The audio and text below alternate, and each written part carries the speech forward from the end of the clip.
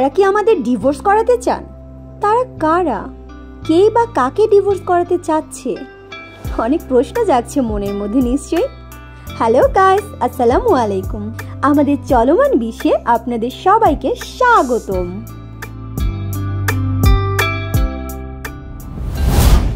আমাদের আজকের আয়োজন জনপ্রিয় অভিনেত্রী মৌসুমী হামিদকে নিয়ে। বলছিলাম তার মুখের কথা। এক প্রকার ক্ষুব্ধ হয়ে তিনি বললেন, তারা কি আমাদের ডিভোর্স করাতে চান?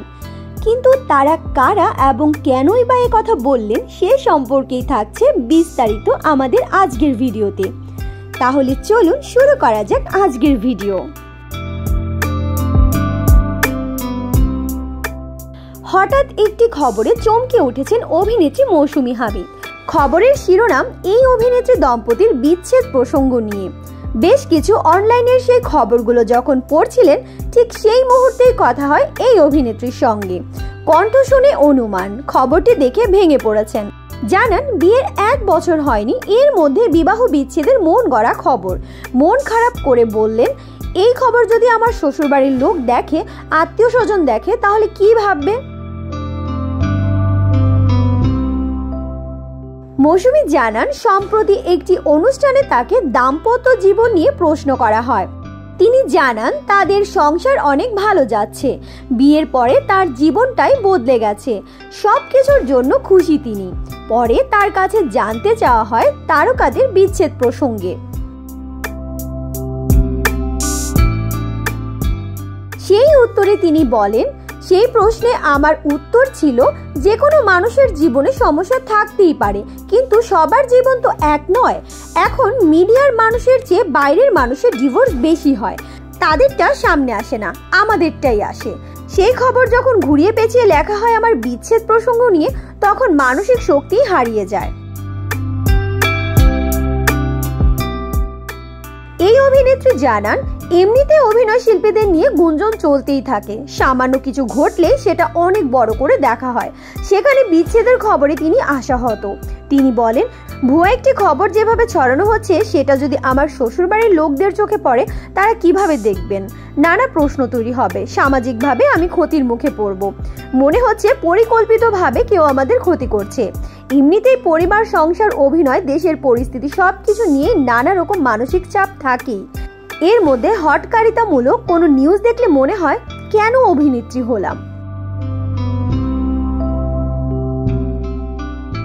বর্তমানে স্বামী সহ বসুন্ধরার আবাসিক এলাকায় থাকেন মৌসুমী হামিদ। বর্তমানে দুজন মিলে নতুন বাসার খোঁজে রয়েছেন, আরো ভালোভাবে সংসারটা করতে চান। জানালেন, বিয়ের দিনগুলো তাকে সবচেয়ে বেশি বদলে দিয়েছে। অভিনয়ের পাশাপাশি সংসার নিয়ে এখন ভালোই আছেন তিনি। তাদের মধ্যে বোঝাপড়াও অনেক ভালো। এমন খবরে মাঝে মধ্যে নিরাপত্তাহীনতায় ভুগি। এই যে একটা কথা একভাবে বলা হয়, সেটা দেখা যায় প্রায় অন্যভাবেই প্রকাশ পায়। সেগুলো যে আমাদের অভিনয় শিল্পীদের ব্যক্তিগত জীবনে অনেক প্রভাব ফেলে, সেটা সবার বোঝা উচিত।